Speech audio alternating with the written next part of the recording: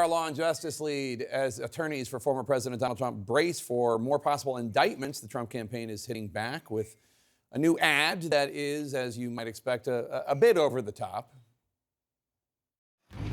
Like a pack of rabid wolves, they attack. So let's impeach him. Let's get tainted radical left prosecutors to charge him. Interesting. CNN's Kristen Holmes is here with more on the ad. But let's start with one of the prosecutors that we saw in that clip. We're going to start with CNN's Caitlin Plants, who's in Florida, where a grand jury in special counsel Jack Smith's investigation heard testimony from a former Trump spokesman today. Actually, we're going to go to Kristen Holmes first because we're having some issues there.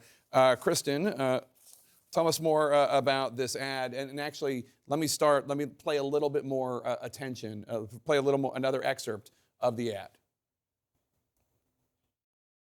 Here's a question for you. Just how far are the radical left and inside the Beltway bandits willing to go to stop him? We all know they hate him for winning the fight to protect life, for exposing their deep state, for draining their precious swamp. And they already know he'll crush Biden. So much there to fact check and dispute, but what are they trying to accomplish with that?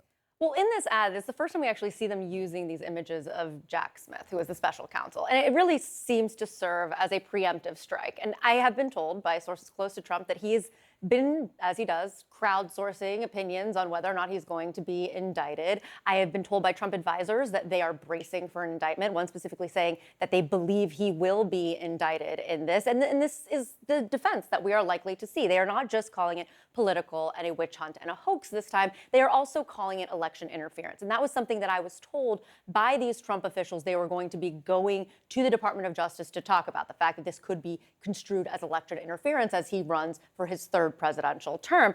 And one thing I do want to point out here is that it's not just Trump that they're worried about being indicted. We are also told that members of the team are very concerned that a low-level staffer, as well as a maintenance worker at Mar-a-Lago, are going to be indicted in this documents case. We know this because witnesses have been asked about both of these individuals, their role at Mar-a-Lago, and they were seen on tape moving the boxes at one point. So again, this is a team right now that is bracing for yet another series of indictments in yet another battle that Trump has as he is trying to win the GOP nomination.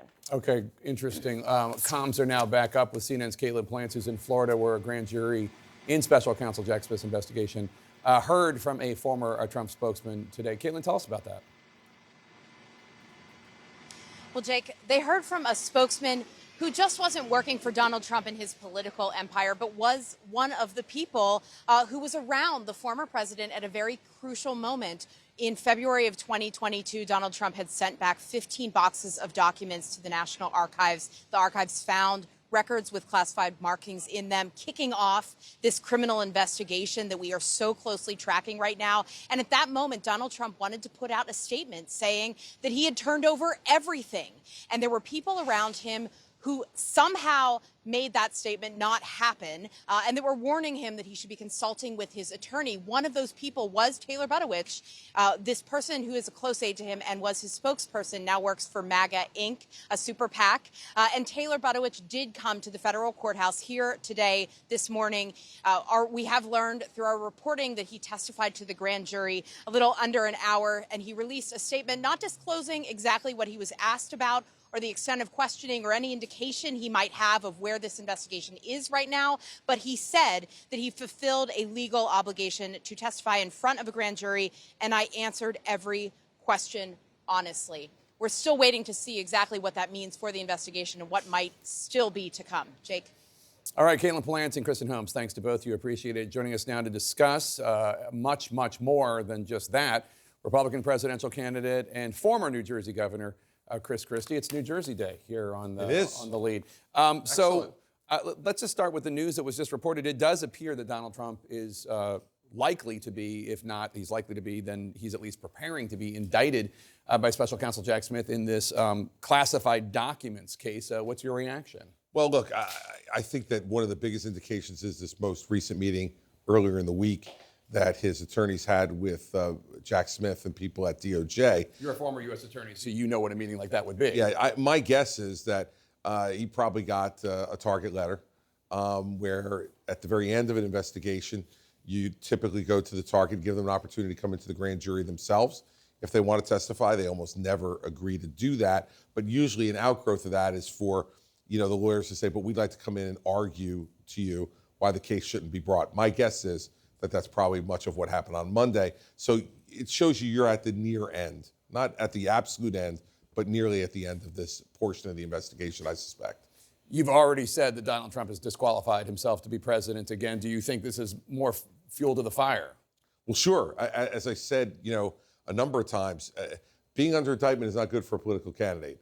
And the fact is that with this one, we'll see what the evidence turns out to be. But some of the reporting that I've read leads you to conclude that they have some very substantial evidence about his state of mind. And that's always one of the difficult things when you're prosecuting one of these cases. Meaning he knew what he was doing was wrong and was afoul of the rules. And the Well, laws. he knew that it sounds like they have evidence that he knew he had classified documents and that he wasn't permitted to show them to people.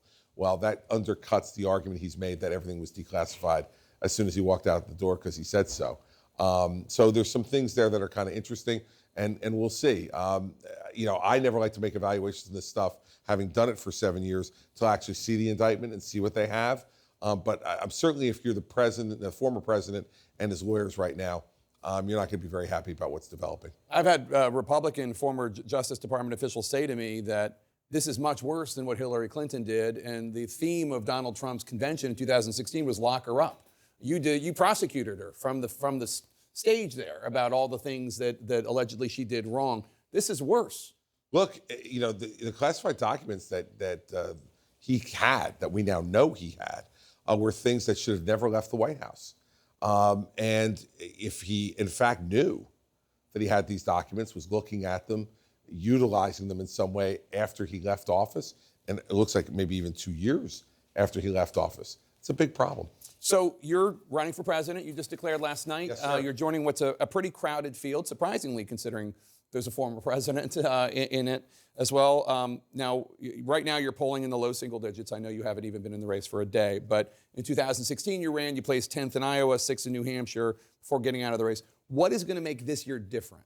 Well, the whole atmosphere is different, Jake. In 2015 and 16, when we ran the first time, you had a situation where Donald Trump had no record to speak of. He had been on a TV show, had been a developer, private developer in New York.